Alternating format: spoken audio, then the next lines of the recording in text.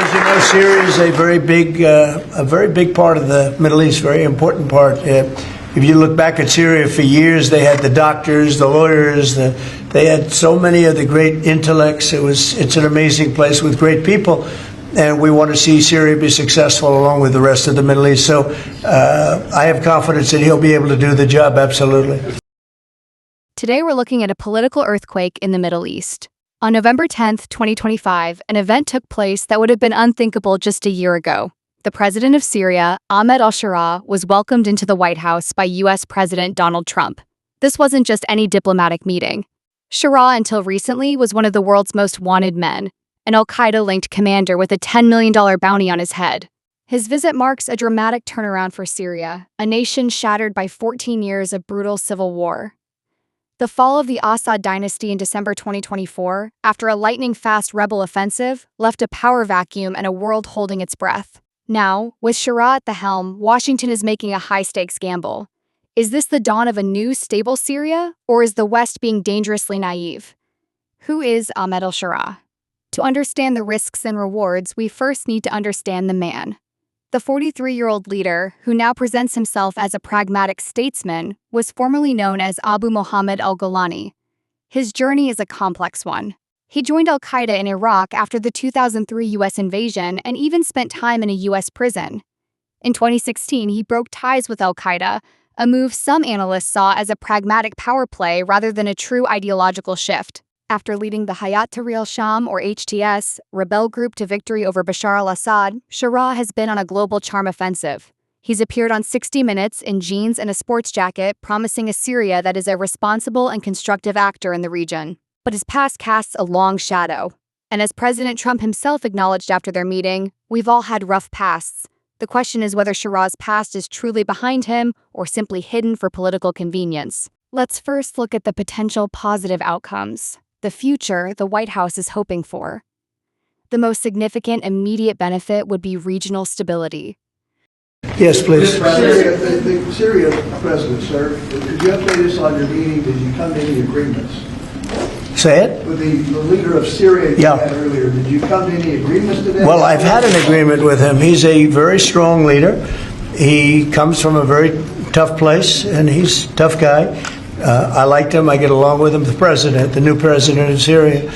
And we'll do everything we can to make Syria successful, because that's part of the Middle East. We have peace now in the Middle East, first time that anyone can remember that ever happening.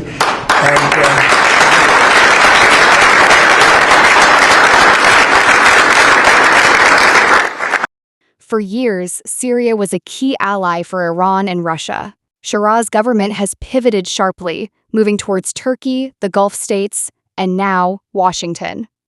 In a best-case scenario, Syria could transform into a Sunni ally for Gulf monarchies, creating a new power balance in a region long dominated by Iranian influence. This shift is already bearing fruit. Syria has signed a declaration to join the US-led Global Coalition to Defeat Islamic State, a stunning reversal for a former jihadist leader. The U.S. is also brokering security talks between Syria and Israel, a move that could de-escalate one of the world's most volatile borders. Then there's the economy. Syria is in ruins. The World Bank estimates it will take over $200 billion to rebuild. The biggest obstacle to this is the Caesar Act, a set of sweeping U.S. sanctions imposed for the Assad regime's human rights abuses. While a full repeal requires an act of Congress, the Trump administration has extended a temporary waiver, and the White House meeting is a clear signal of intent. Lifting these sanctions would unlock a flood of international investment, potentially rebuilding the country and offering a better future for millions of Syrians, including the 1 million refugees who have already returned home. But for every potential reward, there is a profound risk. The most immediate danger is a resurgence of sectarian violence. Since Assad's fall, more than 2,500 people have been killed in sectarian clashes. Syria is a patchwork of religious and ethnic groups, Alawites, Druze, Christians, and Kurds, many of whom fear persecution under the new Sunni-led government. There have already been reports of massacres against the Druze minority, and the country's Kurdish population remains deeply suspicious of the new leadership. This leads to the second major concern: governance. Can a group with HTS's history truly govern for all Syrians? While Sharaa has made public overtures to minorities, his group's track record in the areas it controlled during the war is troubling. There are serious doubts about whether his commitment to an inclusive government is genuine. If large segments of the population feel disenfranchised or threatened, the country could easily slide back into civil war. Third, the regional picture is far from stable. While the Gulf states see an opportunity to counter Iran, they are also deeply wary. The United Arab Emirates, in particular, has voiced concerns about the new regime's affiliation with al-Qaeda. They fear the rise of a radical Islamist state with regional ambitions, or worse, a total collapse of the Syrian state, which would create a power vacuum for groups like ISIS to exploit and send shockwaves across the Middle East. Finally, even if sanctions are lifted, the path to reconstruction is fraught with peril. The process is highly susceptible to corruption and capture by powerful political actors, both domestic and foreign.